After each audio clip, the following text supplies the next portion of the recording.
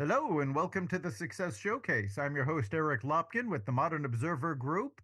My co host, Chip Januszewski, is on vacation this week, but I am joined by our special guest, Urvi Tejani of Red Carpet Rocks. Urvi, why don't you introduce yourself to our listeners? Hi, Eric. Thank you so much for having me this afternoon. My name's Urvi Tejani, and as Eric said, I'm the founder and CEO of my company, Red Carpet Rocks. Red Carpet Rocks is a brick and mortar store and an e-commerce platform that specializes in special occasion jewelry for your special occasion. Our price points are 40 to 200, so we're looking to be like the Zara, but for special occasion jewelry. Fantastic. Now, we had been talking prior to the podcast about the importance of creating an experience for customers, particularly in brick and mortar. So I'd like to talk to you more about that. Hopefully, our listeners will learn something here, but brick and mortar has changed a lot. It's not simply about foot traffic and people dropping in. You actually now need to be a draw to get people to come to you. Absolutely, Eric. Post pandemic, we're all just looking to come out of our homes and to really have a great experience when we do detach from our computers and from Amazon and want to step into the stores. But we're just no longer looking to just step into a Macy's or a Best Buy and not be able to find a sales consultant or, for that matter, a knowledgeable salesperson. But we're really looking to be seduced, if you will. From the moment we step in, we'd like to be welcomed and greeted by a knowledgeable sales staff and not on their phone. And more importantly, Eric, I find that people, the customer is really becoming more knowledgeable than the sales staff. So it's the script is really flipped in that sense. But just the whole overall experience, right? When they step in, they want to be greeted. They want to be, they want the salesperson to take interest in what they're looking for, and really, more importantly, just helping them get to what they're looking for in the fastest possible way. Because let's face it, we're all in a rush, and we're all trying to find what we need. And in that process, if you can deliver, that experience, then you have a customer for life. That's very true. And creating the experience is necessary because now your competition is only as far as your customer's phone. Absolutely. It very much is, and if we're going to bring these people back into brick and mortar, and especially mom and pop brick and mortar, it's got to be special. It's got to be unique. The sales staff have to be knowledgeable, and you really have to give them an experience that will make them want to come back. Otherwise, what's the point? They'll just go on Amazon and it's quicker, it's easier. They don't have to step out of their home. But, here at Red Carpet Rocks, we really aim to give that client that ultimate experience from the moment they walk in until they leave, whether they buy something or they don't. And how do you go about creating that experience? So, well, first of all, the store is very, very elegantly branded, and we actually have a red carpet on the sales floor. And then we have salon style seating chairs, which are really special and unique because you don't really see that experience in costume or fashion jewelry. That's typically in fine jewelry and in stores like Tiffany and Van Cleef, where they bring you into the office or showroom and they sit you down, and they show you jewelry over a white or red padded, tray or insert. But anyway, from the moment they walk in, they're greeted right away with a big smile, and we usually just say, "What are you?" We don't ever address the customer with, "What are you looking for?" It's just like, "Oh, are you shopping for an occasion? And what is that? And what does your dress look like?" And really engage in the clientele and engage with her. And I'm sorry, but even if you're not interested, just act interested. Act like you really, really care about how and what you're going to say to the client and how you're going to accessorize her. So then she picks out a few pieces. They sit in these beautiful salon style chairs. and we have champagne served, and they really feel very, very special. And then we also have fitting rooms in the store should that client, bring in their gown and want that perfect match. And sometimes it takes two visits. She said, okay, well, I'm going to come back and bring my gown, and you should, that's fine. We don't have a problem with that. But we do have 100% close rate here at the store. And that's simply because, in addition to our product assortment, we really go over and above for our clients. Yeah, you're really creating a very high-end experience without requiring your customers to break the bank to buy the jewelry. Absolutely. And I really, as the owner and founder of Red Carpet Rocks, I wanted that because I truly feel there is a void in the marketplace in retail, in brick and mortar at this price point.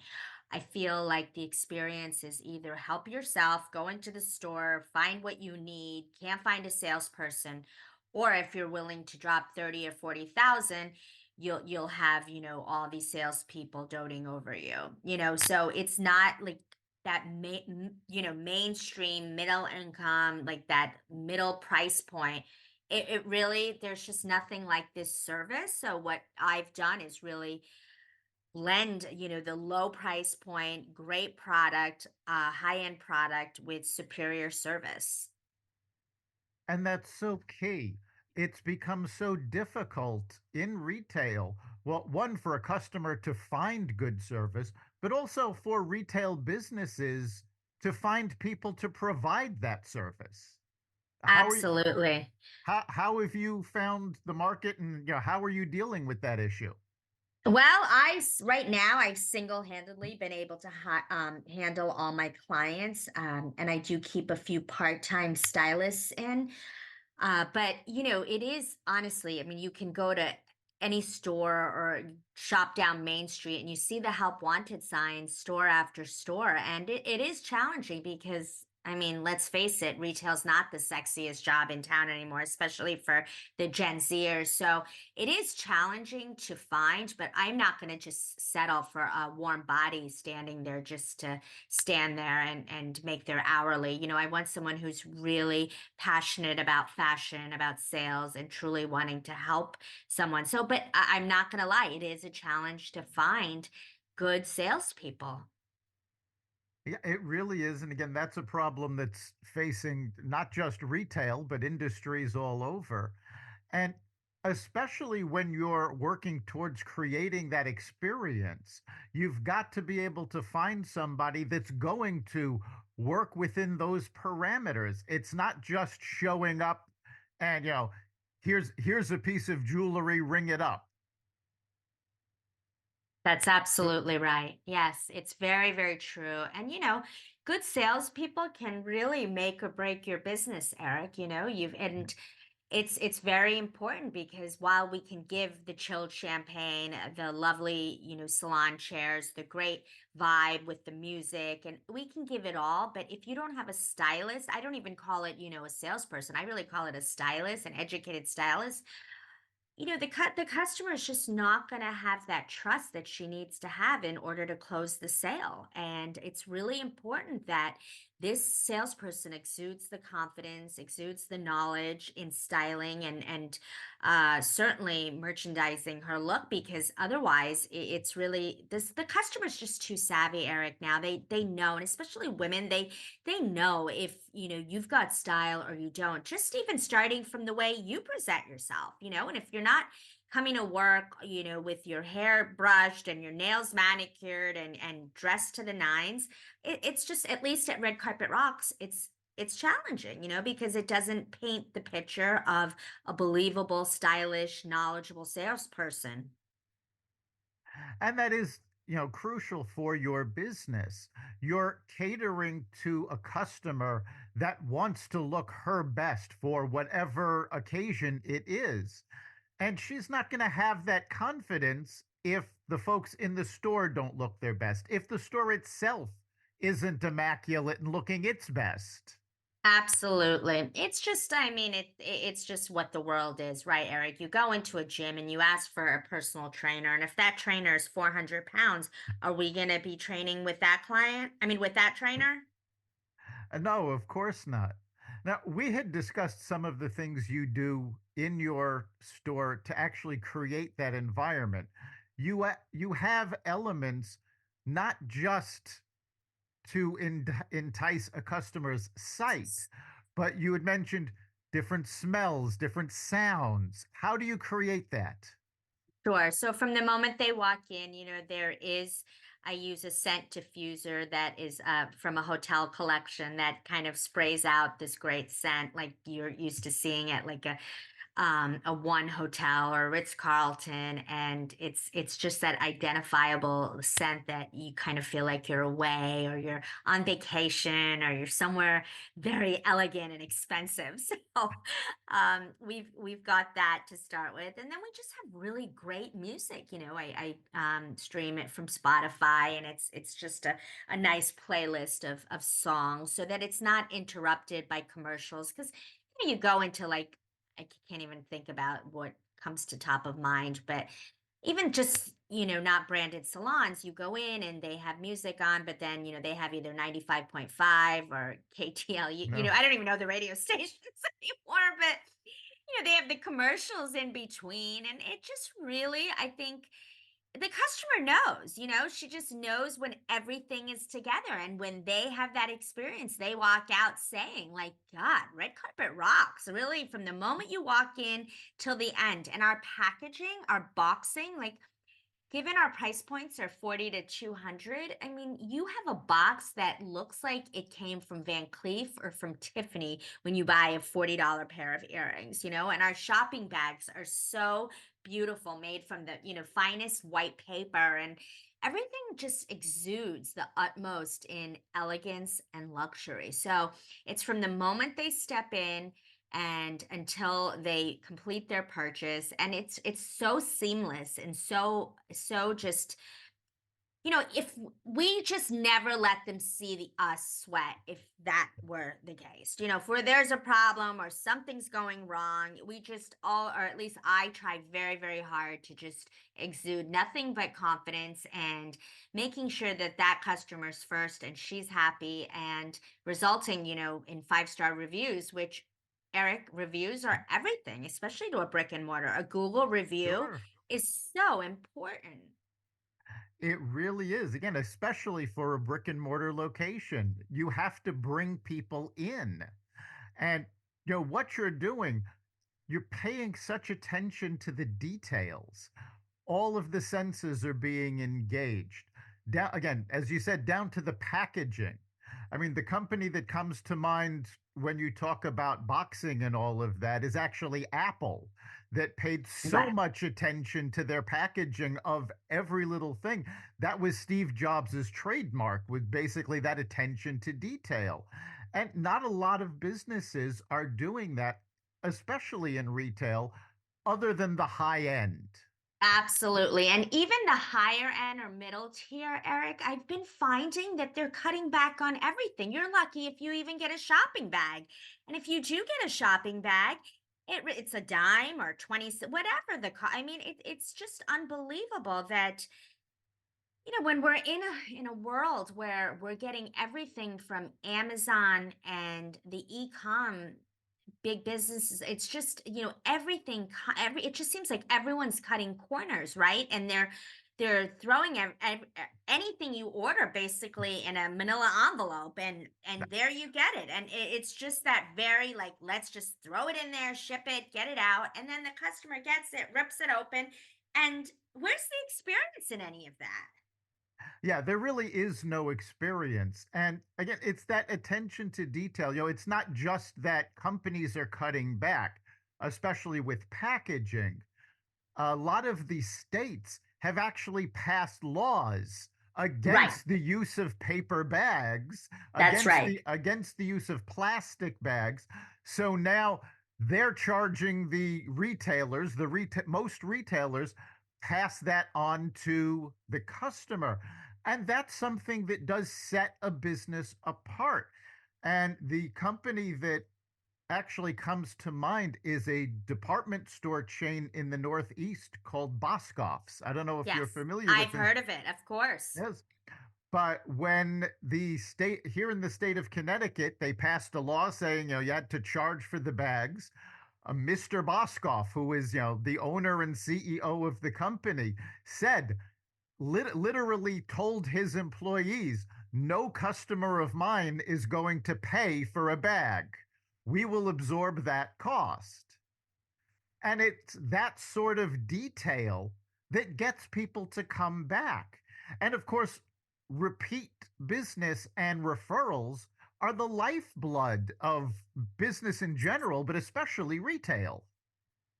Absolutely. And one other thing to your point that I've been noticing is that we've always, as retailers and merchants, always had the merchant credit card fees, right? I mean, tell me if I'm saying this incorrectly, but why all of a sudden are we passing this 2 or 3% credit card usage fee to the customer?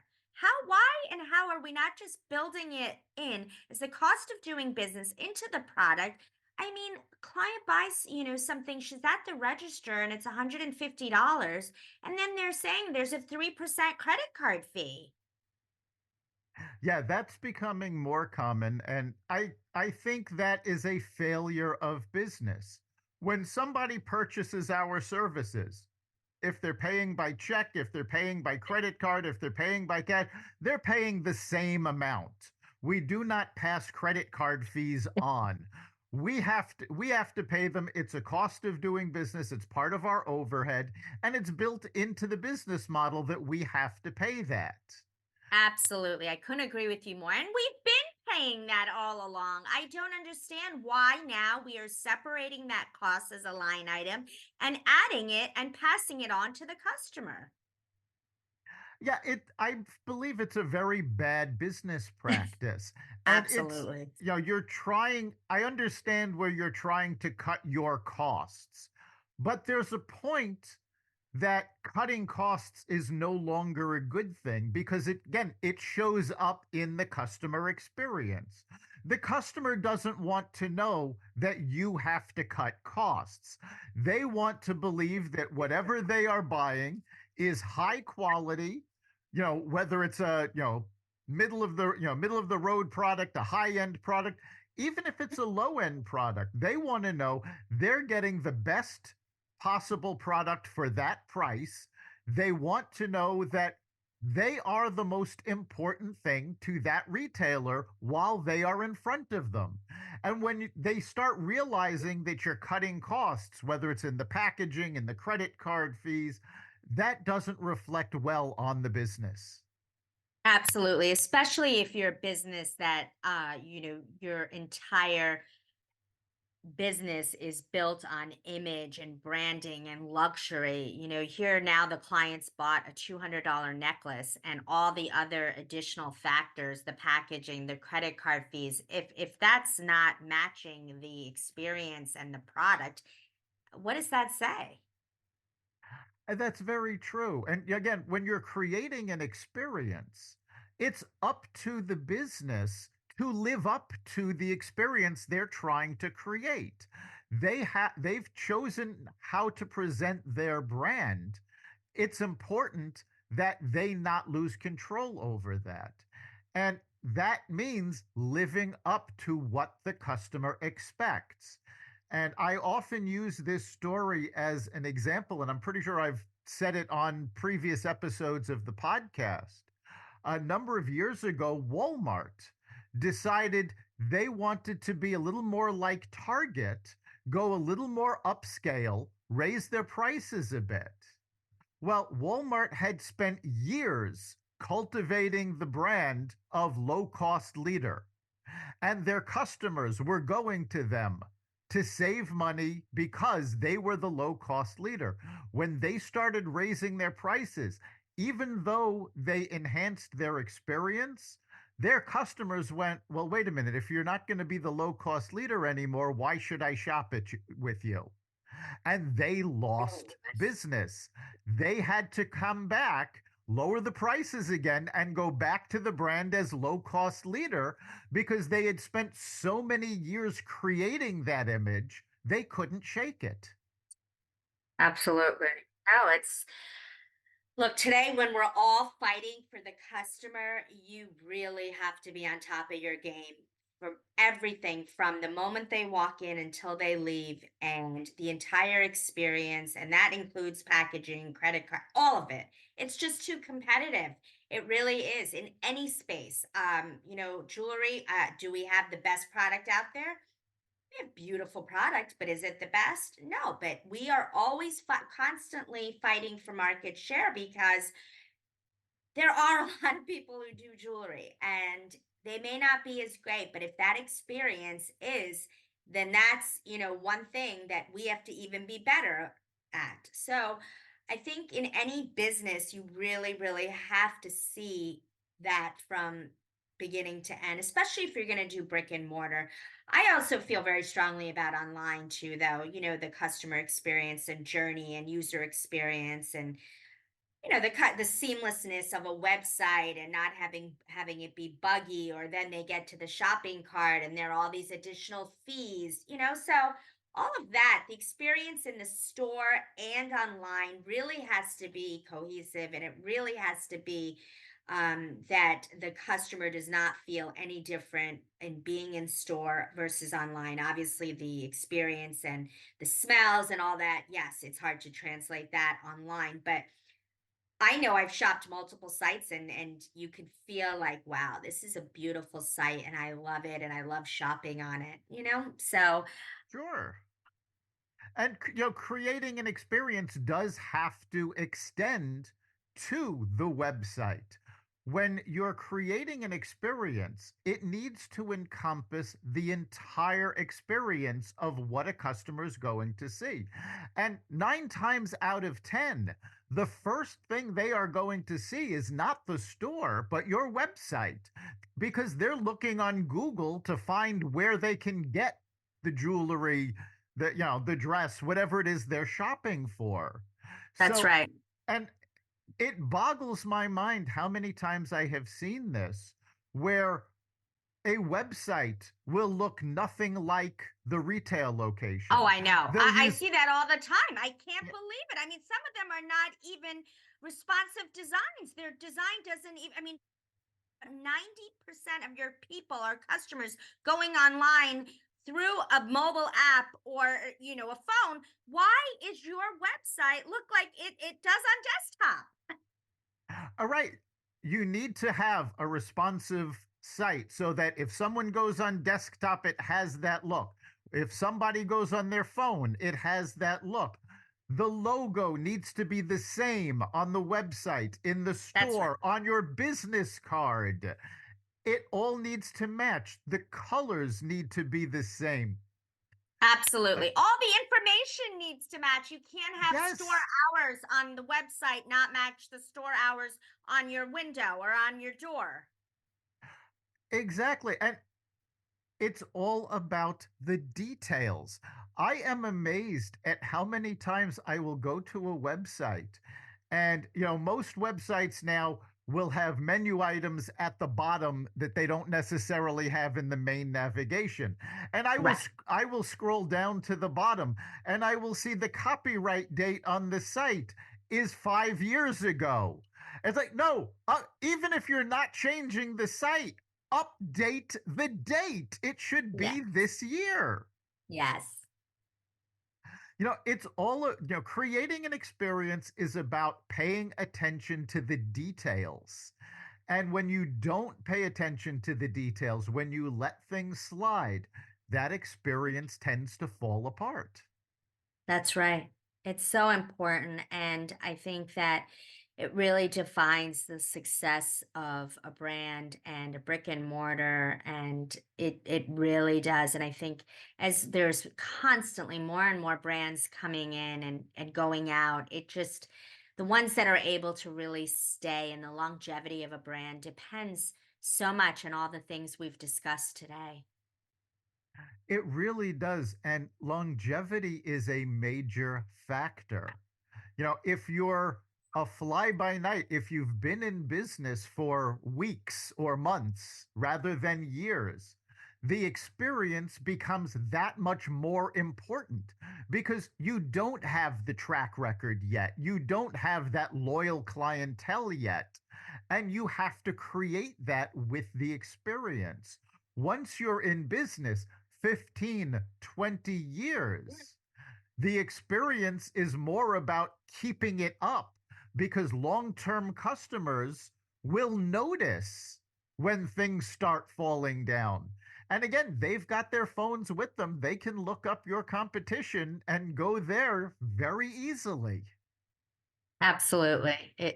It's just too easy now. And it really, let's all remember that 100 good reviews are great, but one bad is so painful. And that one bad can do more damage than those 100 good ones, right? We all know that. We've all been there. And you just have to do everything you can because those reviews are just the importance of those reviews in today's day and age are really, really everything, especially to brick and mortar because everything's a Google review or a Yelp review. And people, especially if they don't know your brand, that's the first thing they're going to do is look at those reviews. Absolutely. And a bad review can't be ignored. You can't just say, well, it's one bad review. There's nothing I can do. There's always something you can do. You can reach out to the person leaving the review, find out what happened to make them leave that bad review. And if there's a way to fix it, you need to do that. You will find that people that have a bad experience that gets fixed very often become loyal customers because you took that extra time to say, okay, we acknowledge that something went wrong. Let's make it right. That's right. And they will communicate that even through a review where that review may start in the beginning. Well, I had this experience, but this is how they chose to handle it. Yeah. And that really, for future customers, that's very important and good for them to know that, okay, well, you know what? We all know things happen and they do. But I've always been such a firm believer on we know that they happened, but more importantly, how are they rectified? How are they resolved? How is the salesperson handling the situation? Are they just brushing it off and ignoring it, or are they making right to the customer? Because that's really everything. Because I think we're all, at the end of the day, we're all human. We understand things fall through the cracks, but how are we handling that? How are we fixing it? Are we inviting them back again? Are we giving them a discount? Are we giving them free product? Are we giving them, 50%? Whatever the business is, but something has to be done because it's an apology only gets you so far now. The customer wants action. Yes, they do. And that customer service goes to create the customer experience. It's not simply about making a customer happy. It has to go beyond that. You want to have your customer be so impressed with the experience they're having that they go tell two friends. And it's, the old shampoo commercial. They told two friends and they told two friends and so on and so on. And that, Absolutely. Especially in a business like mine where it's special occasion driven. Everyone that walks in, for the most part, has an occasion or an event or something special, Eric. So, you've got a mother of the bride or mother of the groom or a bride or a prom girl. They think this is the best thing going on in their life right now. And if you've got a salesperson that's on her phone that could care less about Mrs. Jones walking down that aisle next week in a pair of our earrings, that's not going to work. exactly. Yeah, all business is focused on people. In my work, we refer to it as human centered achievement. But Yes. every business has to focus on the person. Every product has to fit the customer. Every service has to accomplish what the customer is looking to accomplish. And every employee needs to have processes that they can follow that make it easier on them to do their job, but also create that experience for the customer. And it all works together.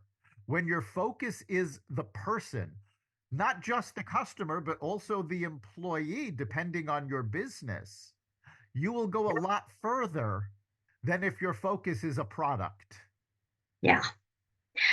Eric, I just find the bottom line is in people and the way we do business or even have friendships and anything really in life starts with caring. You just gotta Yes. care. Yes. If That you really care, everything else is really secondary in my opinion. But if you come to work every day caring about what you do, caring about how you service the client, caring about the integrity of your work, caring about how you look, everything else really becomes easy. That's very true. It is about the effort that you are putting into and the value that you place on not just your appearance, but how you're serving the customer, how you're doing your job. You want to care enough about what you're doing to try to be the best that you can be in that. And I think that's a fantastic point to end on because we are out of time. But for those of our listeners that may want to find out more about Red Carpet Rocks or visit your store, how can they do so? Sure. So we have our website at Red Carpet Rocks and on our social handles and Facebook and Instagram at Red Carpet Rocks. And Urvi Tejani, on LinkedIn as Urvi Tejani. And then our store is located in Bergen County in a small town called Westwood, New Jersey. And of course, we didn't get to talk about this much on the podcast, but you are looking to expand that and franchise Red Carpet Rocks out. So hopefully, our listeners will be able to find one near them soon. Absolutely. I definitely can see this throughout the United States in the right areas and replicating this successful model in their hometown. Well, thank you so much for being here. It was a pleasure talking with you. Thank you, Eric. Likewise, have a great day. You too. And you've been listening to the Success Showcase. You can catch Success Showcase as well as the rest of the Xvadio Podcast Network at xvadio.com, Apple Podcasts, Google Podcasts, Spotify, iHeartRadio, Audible, Amazon Music, and wherever you find podcasts. Remember, make this your best week ever and make next week even better. We'll see you then.